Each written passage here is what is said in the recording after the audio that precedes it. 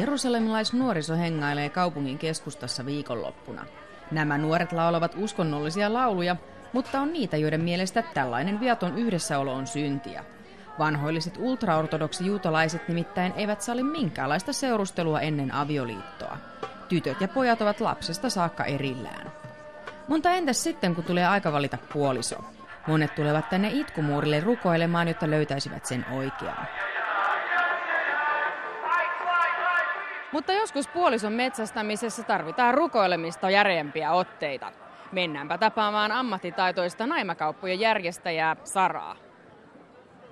לקוח בא, יש ראיון, לוקחים ממנו קורות חיים ואת הדרישות שלו, מכניסים אותו למחשב, עושים לו התאמה אסטרולוגית, פסיכולוגית, כלכלית, חברתית, הכל.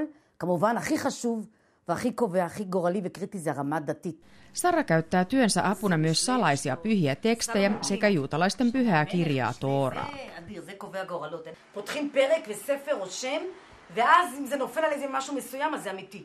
נאמר, היא רוצה שידוך עכשיו, פתחנו פה, יוסף, יכול להיות שתכיר מישהו בשם ג'וסף, יהודה, זה לא, don't believe, לא להאמין, כמה זה נכון.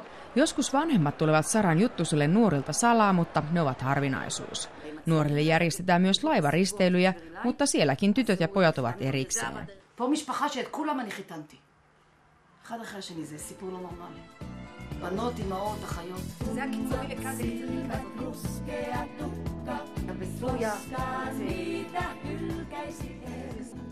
Sara ei paljasta, kuinka paljon avioliittoon johtavasta yhteensovituksesta joutuu maksamaan.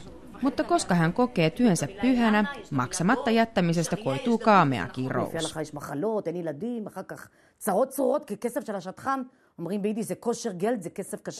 Suurin osa israelilaisista etsii silti, tai ehkä juuri siksi, puolisonsa itse.